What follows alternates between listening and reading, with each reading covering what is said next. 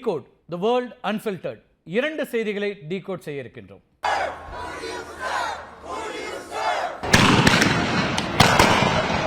We see danger to our country and to our citizens, and we'll be very, very strong in terms of law and order.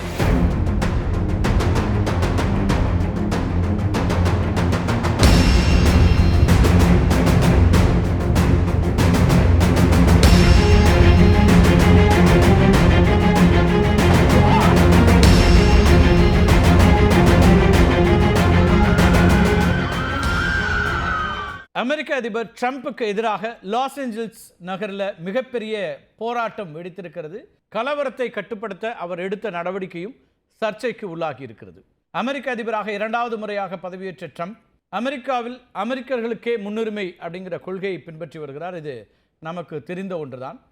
அமெரிக்காவில் சட்டவிரோதமாக தங்கியிருக்கக்கூடிய வெளிநாட்டை சேர்ந்தவர்கள் உடனடியாக வெளியேற வேண்டும் என ஒரு உத்தரவை பிறப்பிக்கிறார். ட்ரம்பினுடைய உத்தரவை அமல்படுத்தும் விதமாக முறையான ஆவணங்கள் இல்லாத இந்தியர்கள் பலரும் இராணுவ விமானங்களில் நாடு கடத்தப்பட்டனர். நாம் பார்த்துருக்கிறோம். இந்தியர்கள் மட்டுமல்ல, வெவ்வேறு நாடுகளை சார்ந்தவர்கள் நாடு கடத்தப்பட்டார்கள். கைகால்களில் விலங்கிட்டு இந்தியர்கள் நாடு கடத்தப்பட்டதுனால பெரும் சர்ச்சையும் எழுந்தது. இதெல்லாம் உங்களுக்கு நினைவு இருக்கும். இதே போல் வெனிசுலா நாட்டை சார்ந்த நூற்றுக்கணக்கானவர்கள் மிகப்பெரிய சித்திரவதை கூடமாக கருதப்படக்கூடிய எல் சால்வடார் சிறைக்கு நாடு கடத்தப்பட்டனர். இது பற்றிய நாம் ஏற்கனவே காணொலி வெளியிட்டிருக்கிறோம். ட்ரம்பின் இந்த நடவடிக்கைகளுக்கு உலக அளவில் கண்டனங்கள் எழுந்தன. ஆனாலும் கூட தன்னுடைய நிலைப்பாட்டில் உறுதியாக இருந்த ட்ரம்ப் சட்டவிரோத குடியேறிகளை அமெரிக்காவை விட்டு விரட்டுவேன் அப்படின்னு ஒரு சூழலித்தார். இதன் ஒரு பகுதியாக கலிஃபோர்னியாவில் உரிய ஆவணங்கள் இன்றி குடியேறிய நபர்களை கணக்கெடுக்கும் பணி நடைபெற்று வருகிறது. ஐசிஇ எனப்படக்கூடிய US immigration and customs enforcement அதிகாரிகள் லாஸ் ஏஞ்சல்ஸ் முழுவதும் ரெய்டு நடத்தி வருகிறாங்க. லாஸ் ஏஞ்சல்ஸ் நகரில் கடை ஒன்றில் சோதனையிட்ட அதிகாரிகள் அங்கு சிலர் முறையான ஆவணங்கள் இல்லாமல் பணியாற்றி வருவதை கண்டுபிடித்திருக்கிறார்கள். அவர்களை கைதும் செய்திருக்கிறார்கள். ட்ரம்ப் நிர்வாகத்தினுடைய இந்த நடவடிக்கைக்கு எதிராக முதல் கட்டமாக போராட்டங்கள் நடத்தப்பட்டன. அதுக்கு பிறகு அமெரிக்கர்களும் அந்த போராட்டத்தை நடத்தியது இந்த மாதிரியான வெளியிலிருந்து வந்து அங்கே குடியேறியவர்கள். அதற்கு பிறகு அமெரிக்கர்களும் அவர்களுக்கு ஆதரவாக போராட்ட களத்தில் குதித்தனர். போராட்டங்களில் வன்முறை வெடிக்க போலீசாரும் பொதுமக்களும் ஒருவரை ஒருவர் தாக்கி கொண்டனர். கண்ணீர் புகை குண்டு வீச்சு, தடியடி, கல்லெறிதல் என ஹாலிவுட் நகரம் போர்க்களமாக மாறிவிட்டது. முக்கிய நெடுஞ்சாலைகள் மறிப்பு, வாகனங்களுக்கு தீ என்று முன் எப்போதும் இல்லாத வகையில் பற்றி எரிகிறது லாஸ் ஏஞ்சல்ஸ். சில மாதங்களுக்கு முன்னாடி பார்த்துருப்போம், அங்கே இருக்கக்கூடிய காட்டு பகுதி காட்டு தீயினால் பற்றி எரிந்தது. ஆனால் இப்போது மக்கள் வசிக்கக்கூடிய லாஸ் ஏஞ்சல்ஸ் நகரம், அதுதான் ஹாலிவுட் நகரம், அங்கே இப்போது போராட்ட தீ பற்றி எரிகிறது. செய்தி சேகரிக்க சென்ற பத்திரிகையாளர்கள், புகைப்படக்காரர்கள் மீதும் கூட தாக்குதல்கள் நடத்தப்பட்டது. ஆஸ்திரேலியாவைச் சேர்ந்த செய்தி நிறுவனமான 9 நியூஸினுடைய செய்தியாளரும் பிரிட்டிஷ் செய்தி நிறுவனத்தை சார்ந்த புகைப்பட கலைஞர் ஒருவரும் ரப்பர் தோட்டாக்களால் காயமடைந்திருக்கிறார்கள். மக்கள் போராட்டங்களை பொருட்படுத்தாத ஐசிஇ அதிகாரிகள் ஆவணங்கள் இல்லை அப்படின்னு சொல்லி சுமார் 100 பேரை பிடித்து சென்றிருக்கிறார்கள். கலவரம் பல பகுதிகளுக்கும் பரவி வர்றதுனால அதனை கட்டுப்படுத்த தேசிய காவலர்களை களமிறக்கியிருக்கிறார் ட்ரம்ப். அதுவும் கலிஃபோர்னியா ஆளுநருடைய ஒப்புதல் இல்லாமல் இது நடந்திருக்கிறது. தனது ஒப்புதல் இன்றி தேசிய காவலர்களை லாஸ் ஏஞ்சல் நகரில் களமிறக்கியதுங்கிறது மாநில இறையாண்மை மீதான தாக்குதல் அப்படின்னு யார் சொல்லலான்னு பார்த்தீங்கன்னா, அந்த மாநிலத்தினுடைய ஆளுநர் கெவின் நியூசம்ங்கிறவர் தான் இந்த கருத்தை முன்வைக்கிறாரு. குடியேறிகள் மீதான ரெய்டுக்கு ஏற்கனவே எதிர்ப்பு தெரிவித்து வந்த மக்கள் தேசிய காவலர்களுக்கு எதிராகவும் தங்களுடைய போராட்டத்தை இப்போ விரிவுபடுத்தி இருக்கிறாங்க. ஐசிஇ அதிகாரிகள் மற்றும் தேசிய காவலர்களுக்கு எதிராக முழக்கங்களை எழுப்பிய மக்கள் அவர்களது வாகனங்களை தீ வைத்தும் எரித்திருக்கிறார்கள். அமெரிக்காவில் போராட்டங்களை ஒடுக்க பொதுவாக தேசிய காவலர்கள் அழைக்கப்படுவதில்லை.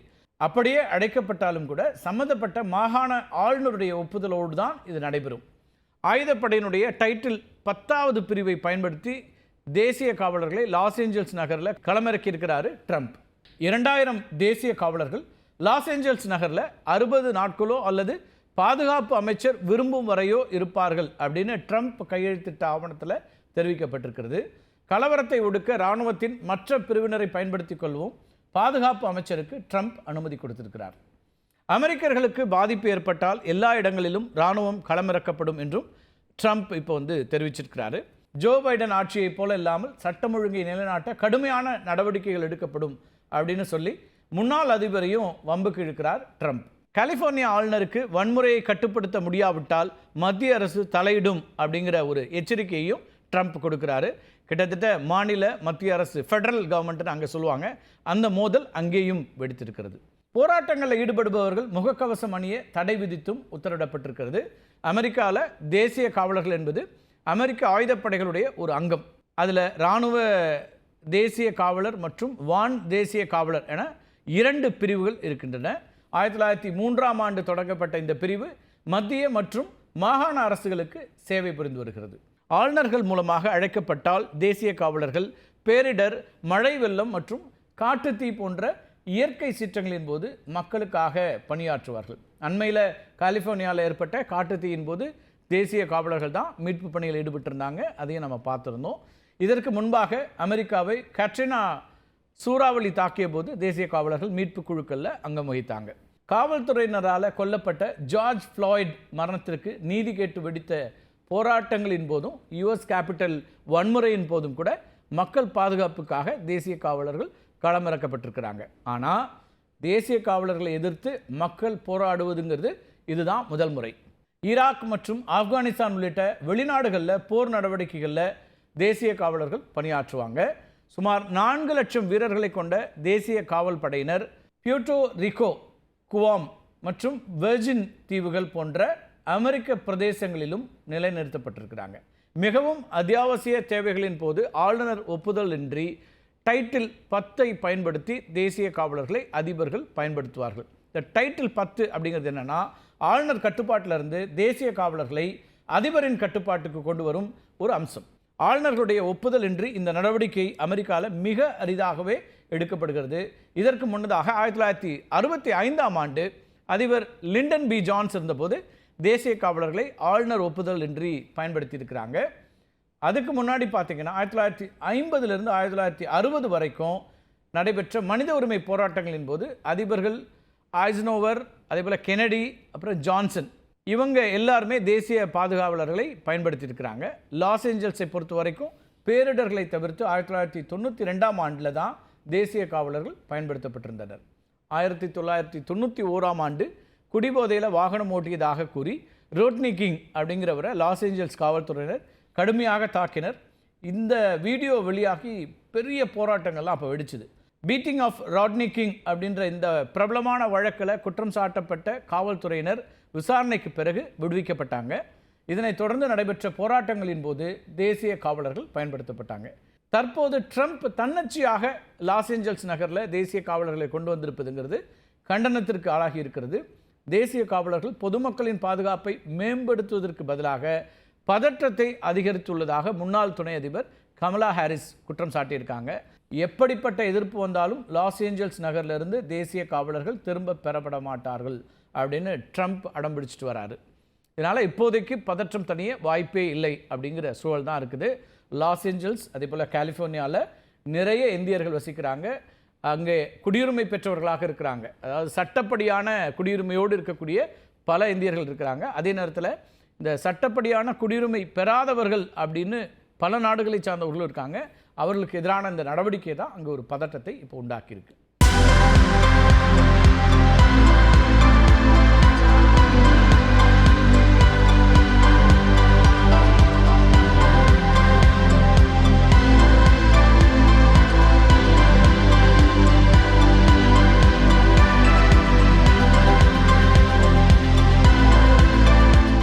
இரண்டாவதாக நம்ம டீகோட் பண்ண போகிற ஒரு முக்கியமான அம்சம் விண்வெளி சார்ந்தது. இந்திய வம்சாவளியை சார்ந்த விண்வெளி வீராங்கனை சுனிதா வில்லியம்ஸ் உங்களுக்கு தெரியும். 9 மாதங்களை விண்வெளியில் கழித்ததுனால சாமானியர்கள் மத்தியிலும் கூட கவனம் பெற்றது சர்வதேச விண்வெளி மையம். அமெரிக்காவுடைய நாசா, ரஷ்யாவின் ராஸ்காஸ்மோஸ், அதேபோல் ஐரோப்பிய நாடுகளுடைய இஎஸ்ஏ அப்படின்னு சொல்லக்கூடிய அமைப்பு, ஜப்பானுடைய ஜாக்ஸா, கனடாவுடைய சிஎஸ்ஏ ஆகியவை இணைந்து விண்வெளியில் இயக்குவது தான் சர்வதேச விண்வெளி ஆய்வு மையம். இந்த சர்வதேச விண்வெளி மையத்திற்கு இதுவரை பல்வேறு நாடுகளை சார்ந்த 270 விண்வெளி வீரர்கள் சென்றிருக்கிறார்கள். இந்தியாவின் சார்பில் இதுவரைக்கும் யாரும் சென்றதில்லை. இந்திய வம்சாவளியை சார்ந்தவராக இருந்திருக்கிறார் சுனிதா வில்லியம்ஸ். ஆனால் இந்தியர் யாரும் இதுவரை சென்றதில்லை. அந்த குறையை போக்க உள்ளார் சுபான்ஷு சுக்லா. உத்தரப்பிரதேசத்தினுடைய லக்னோ நகரை சார்ந்த 39 வயதான குரூப் கேப்டன் சுபான்ஷு சுக்லா இப்போ முதல் இந்தியராக விண்வெளி ஆய்வு மையத்திற்கு, சர்வதேச விண்வெளி மையத்திற்கு செல்கிறார். 2006ஆம் ஆண்டு இந்திய விமானப்படையில் இணைந்தவர் சுக்லா. ஃபைட்டர் ஜெட் விமானியான சுக்லா 2000 மணி நேரம் வானில் பறந்த அனுபவமும் கொண்டிருக்கிறார். இந்திய விமானப்படையில் சுகோய் 30, MKI, அதேபோல் MiG-21S, MiG-21S ஜாகுவார், அதேபோல் N-32 அப்படின்னு பல்வேறு விதமான போர் விமானங்களை இயக்கிய அனுபவமும் இவருக்கு இருக்குது. விமானப்படை அகாடமியில் ஸ்வோர்ட் ஆஃப் ஹானர் விருது பெற்றவரும் கூட. ஸ்வோர்ட் ஆஃப் ஹானர் அப்படிங்கிற விருது இந்திய இராணுவ பயிற்சியின் போது சிறந்து விளங்கக்கூடிய மாணவர்களுக்காக வழங்கப்படக்கூடிய மிக உயரிய விருது. இஸ்ரோன்னு நம்ம குறிப்பிடக்கூடிய இந்திய விண்வெளி ஆராய்ச்சி மையத்தின் சார்பில் விண்வெளிக்கு மனிதர்களை அனுப்பும் ககன்யான் திட்டத்தில் தேர்ந்தெடுக்கப்பட்ட 4 விண்வெளி வீரர்களை ஒருவர் சுக்லா. ககன்யான் திட்டத்திற்காக ரஷ்யாவுக்கு சென்று அங்கே பயிற்சிகளை மேற்கொண்டிருக்கிறார். அதேபோல் சோயுஸ் விண்கலத்தின் மூலமாக சோவியத் யூனியனுடைய உதவியோடு 1984ஆம் ஆண்டு ராகேஷ் சர்மா முதல் முறையாக விண்ணுக்கு சென்றார். அப்போது விண்ணுக்கு சென்ற முதல் இந்தியர் என்ற பெருமையை அவர் பெற்றார். அதன் பிறகு கல்பனா சாவ்லா, அப்புறம் சுனிதா வில்லியம்ஸ் விண்ணுக்கு சென்றிருக்கிறார்கள். ஆனால் அவர்கள் இந்திய வம்சாவளிகளே அன்றி இந்தியாவில் பிறந்து வளர்ந்தவர்கள் அல்ல. ராகேஷ் சர்மாவுடைய விண்வெளி பயணத்தை தொடர்ந்து 41 ஆண்டுகள் கழித்து இப்போ சுக்லா விண்ணுக்கு செல்கிறார். விண்ணுக்கு செல்லும் 2வது இந்தியராகவும் சர்வதேச விண்வெளி நிலையத்திற்கு செல்லக்கூடிய முதல் இந்தியராகவும் சுக்லா இருப்பார். விண்வெளி ஆய்வுகளுக்காக 1998ஆம் ஆண்டு முதல் சர்வதேச விண்வெளி மையம், அதாவது இன்டர்நேஷ்னல் ஸ்பேஸ் ஸ்டேஷன் பயன்படுத்தப்பட்டு வருகிறது. 2031ஆம் ஆண்டில் இதன் செயல்பாடுகளை நிறுத்த நாசா திட்டமிட்டிருக்கிறது. இதுக்கு பதிலாகத்தான் ஆக்சியம் மையம் விண்வெளியில் உருவாக்கப்படுகிறது. சர்வதேச விண்வெளி ஆய்வு மையத்தை விட மேம்பட்ட ஆராய்ச்சி மையமாக இந்த ஆக்சியம் இருக்கும். இந்த மையத்தினுடைய கட்டுப்பாட்டு பணிகளுக்காக ஒவ்வொரு பொருட்களும் பூமியிலிருந்து எடுத்து செல்லப்பட்டு சர்வதேச விண்வெளி மையத்தில் பொருத்தப்பட்டு வருகிறது.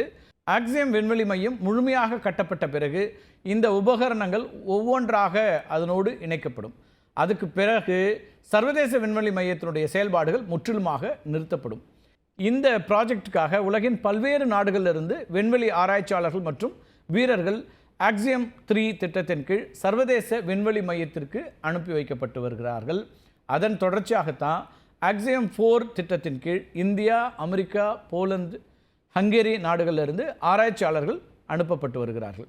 ஆக்சியம் 4 திட்டத்தின் கமாண்டராக செல்வது பெண் ஒருத்தர். பெக்கி விட்சன்கிற அந்த பெண்ணுக்கு இது 5வது விண்வெளி பயணம். இதுக்கு முன்னாடி 2 முறை சர்வதேச விண்வெளி மையத்திற்கு சென்று வந்திருக்கிறார். அதேபோல் 100 நாட்களுக்கு மேலாக அங்கு தங்கி 10 முறை விண் நடை கூட மேற்கொண்டிருக்கிறார். ஸ்பேஸில் வாக் போவாங்களே, ஸ்பேஸ் வாக், அதுவும் அங்கே பண்ணியிருக்கார். இந்த பயணத்தில் சுக்லா குரூப் கேப்டனாக பணியாற்றிருக்கிறார். விண்ணுக்கு செல்வது முதல் மீண்டும் பூமிக்கு திரும்புவது வரை அனைத்து செயல்பாடுகளிலும் சுக்லாவுடைய பணிங்கிறது ரொம்ப முக்கியமாக இருக்கும்.